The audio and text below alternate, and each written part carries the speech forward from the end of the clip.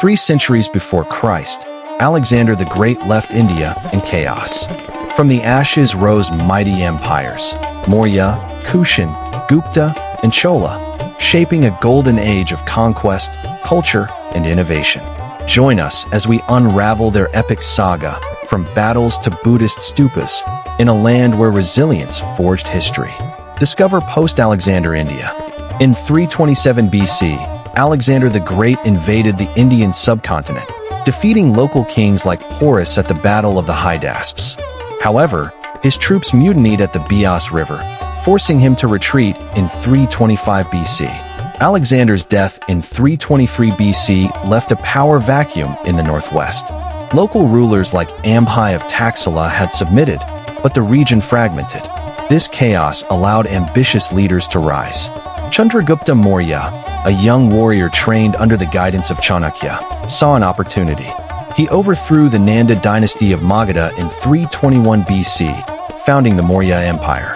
This marked the beginning of a unified Indian power, expanding from the Indus to the Ganges.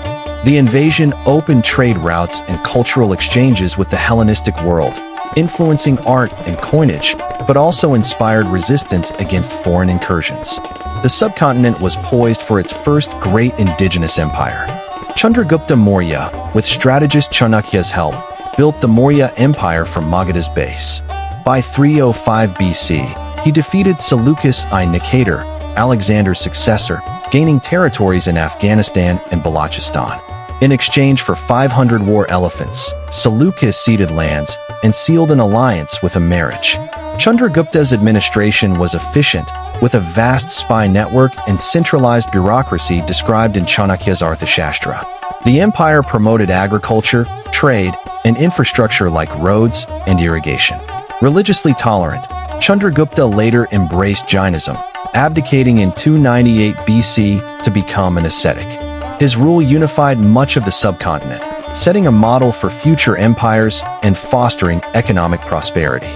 Ashoka, Chandragupta's grandson, ascended in 273 BC and expanded the Maurya Empire to its peak, conquering from Afghanistan to southern India. The brutal Kalinga War in 261 BC, where over 100,000 died, transformed him.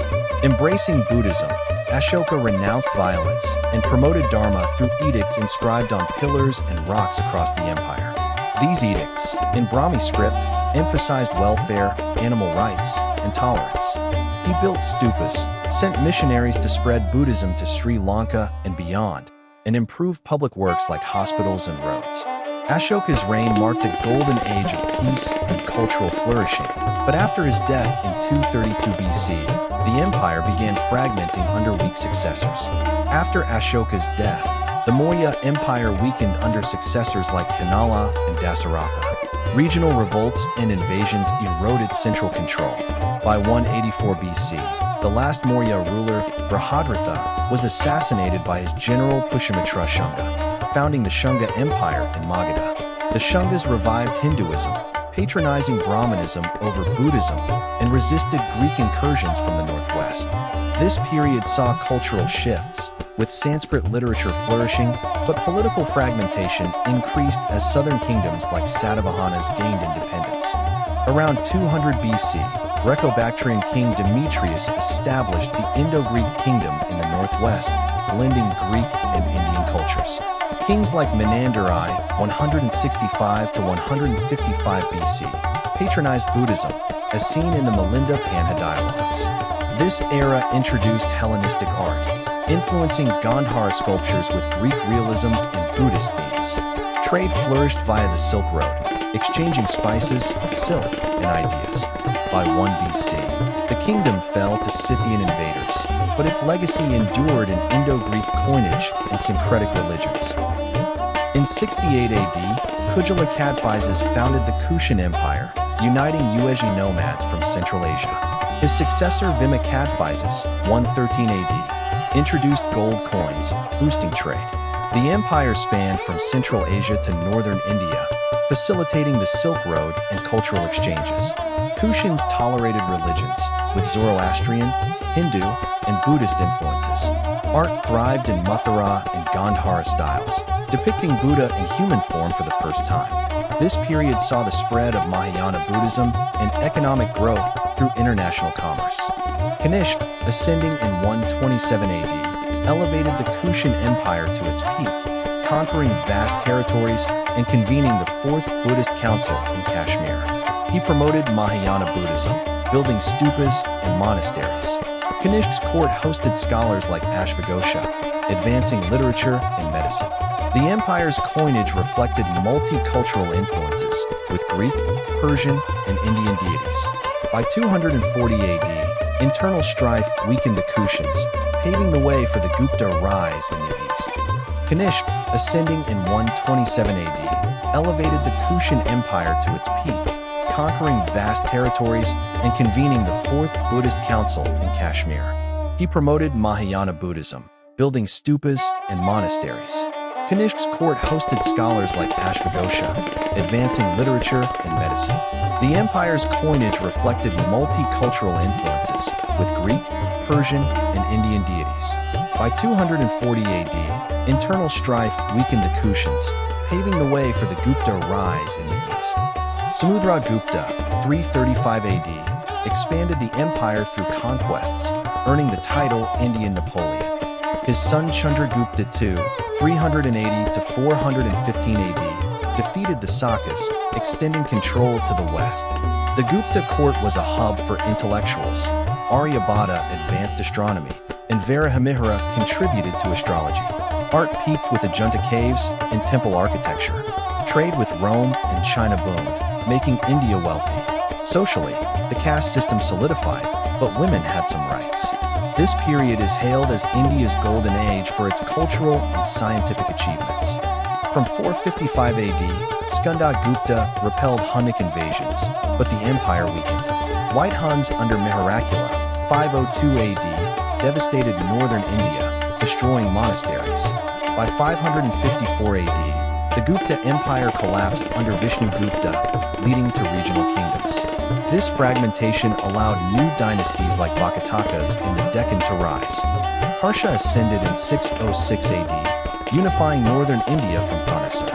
A skilled warrior and administrator, he promoted Buddhism and Hinduism, hosting assemblies like the Kanauj one. Chinese traveler Xuanzang praised his court for scholarship.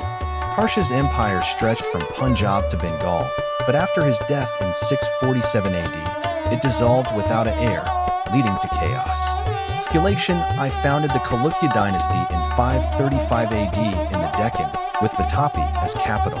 Kulation II, 610 to 642 AD, defeated Harsha at the Nirmada River in 637 AD, expanding influence. Chalukyas patronized architecture, building rock-cut temples at Badami. They blended Vedic and Dravidian cultures, fostering Kannada literature. Rivalries with Pallavas in the south marked this era of regional prosperity. Dantadurga founded the Rashtrakuta dynasty in 753 AD by defeating the Chalukyas. Amogvarsha I, 814 AD, promoted Kannada literature and Jainism. Rashtrakutas controlled trade routes, building the Kailasa temple at Ellora, a rock-cut marvel.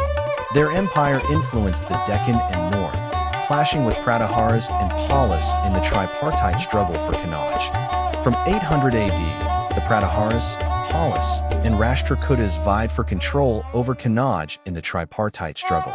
Pala king Dharmapala founded Vikramashala University, promoting Buddhism. Pratiharas under Nagabhata II defended against Arab incursions.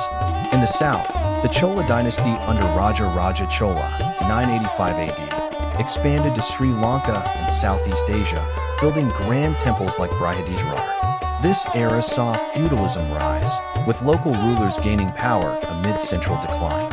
From Alexander's retreat, the Indian subcontinent evolved through empires like Maurya, Kushan, and Gupta, blending indigenous and foreign influences.